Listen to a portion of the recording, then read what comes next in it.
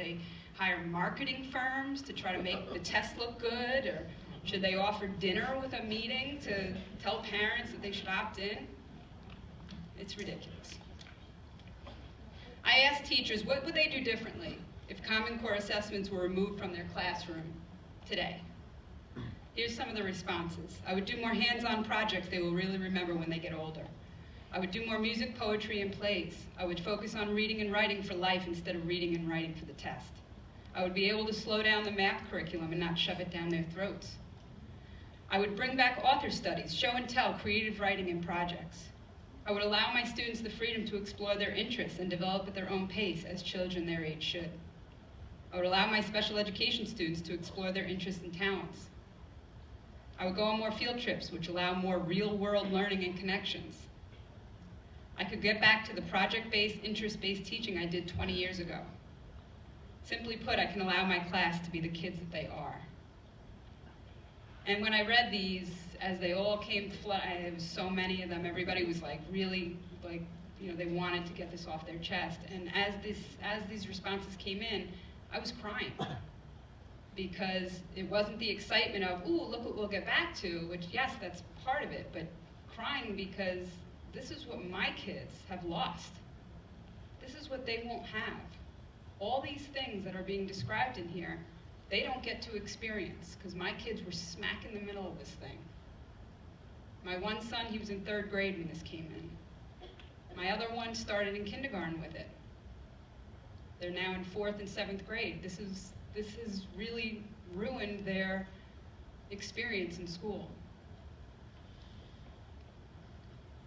State administrators last year they gathered responses from their administrators who gave this test, gave the state test. And these are not outspoken administrators. These are just guys that, you know, run their school and they keep their head down. This is some of the responses. The results in my school, whether they turn out good or bad, cannot be considered valid or useful in any way. Some students cried, pulled out their hair, had to leave the testing setting to go to the bathroom to calm down or walk in the hall. Some students were fine, others were anxious and physically sick, others crying, sleeping, or angry. 2 students wet their pants because they did not want to get up because they were afraid they would not finish their test.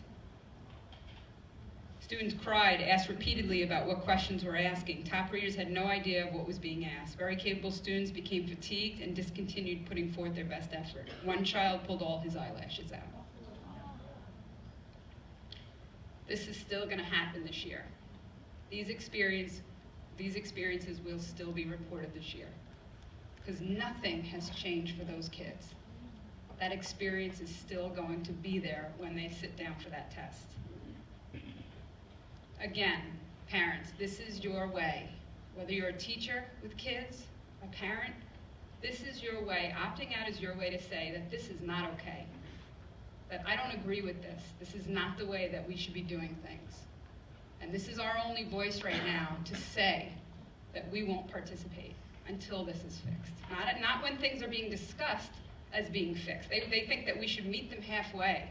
We're making some tweaks. Why aren't you opting back in? Our kids are not bargaining chips. I wouldn't send my kid in and say, okay, you can have half of them and you gave me half. The kid is not the bargaining chip. We will continue to talk to you. How about that? I just want to read one last thing. That teachers have written into me also experiences that they saw during testing, or what they went through during the testing, and what their room was like during testing. And I took, most of these narratives were so similar from teacher to teacher. Every time I read it, it was like reading the last one, just a few minor differences. So I kind of put them together into one narrative, and generally this is what most teachers have expressed to me that it's kind of like. Strip away all the rhetoric, all the political battles, the union battles, all the money. What do you have left? You have a child. A child who as young as 8 is taken into a room stripped of wall art and colorful learning tools by teachers and school administrators whose normally warm, jovial, and friendly behavior has been replaced by solemn looks of concern. Yes, some concern for themselves. How these children do on the assessments will be published in local papers, go on their permanent records, and can make or break their careers. But most of that concern is for that of their students, their children, whom they are charged with protecting and who are about to be thrown to the wolves. As these youngest learners take their seats, they're given stern instructions that are antithetical to a normal elementary school classroom. No speaking, no noise, no looking around, no asking for help on questions. The child begins to get nervous. This nervousness is making them feel like they have to use the bathroom, but they were just told that going to the bathroom was a really big deal. The test begins. They believe this test is very important. Their parents and teachers told them not to worry, that it doesn't matter, but they know it does. They know their teacher has been preparing them for it all year. They desperately want to please their teachers and parents. They begin reading the questions. They don't understand what they're reading. The reading passage is 3 grade levels above their own. They don't understand the questions either. There seems to be 2 right answers for every question. Panic creeps in. A classmate begins crying. This causes another to cry. The teacher tries to calm them down, but the teacher herself has tears in her eyes as well. An hour and a half go by while the child struggles to complete questions that were designed to fail 70% of her and her classmates.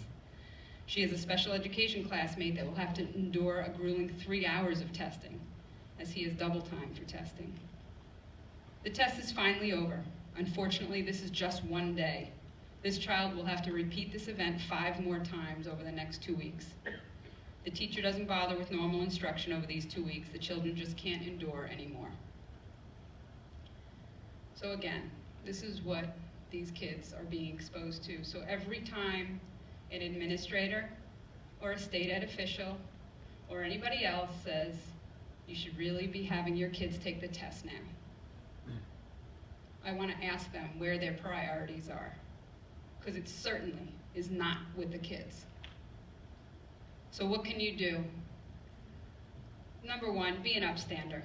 Every single one of you, whether you're a parent, whether you're a teacher, whether you're a Board of Education person, whether you're a student, every one of you has an obligation and has a platform in which to share the message, talk about what's going on, whether it's opt-out, whether it's talking about receivership, whether it's talking about funding for the schools, whatever the case may be, whatever it is that you feel empowered to talk about it. It's the only way that this thing is going to continue is if we keep talking to each other and standing up.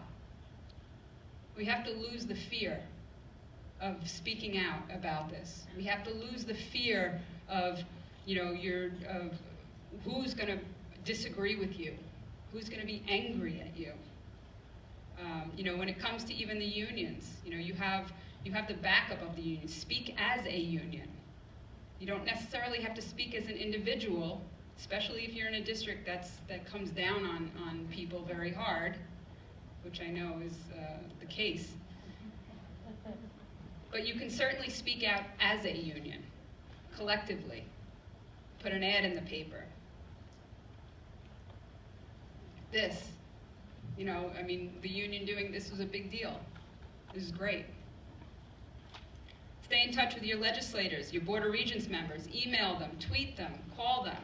They should see your number come up and say, ugh. Okay, show up. Show up at rallies, show up at forums. You showed up tonight. There's another rally that we're doing. We're trying to make it really big. Roosevelt Field Mall. Just show up with an opt-out shirt. If you don't have an opt-out shirt, write on a white shirt, opt-out, and walk around the mall from 10 to 12. Speak up at your Board of Ed meetings in your home district. Stand up and say something.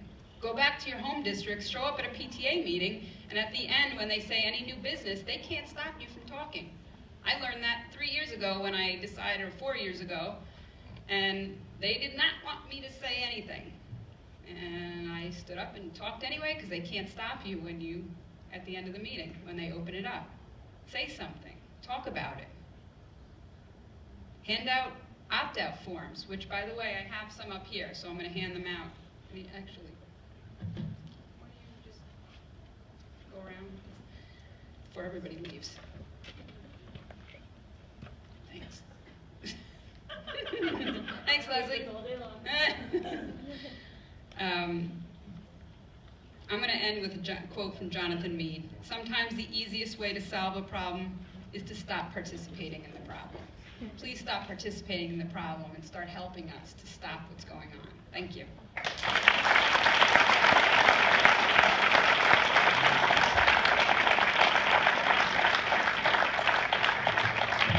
Thank you so much to all our amazing speakers that we had tonight.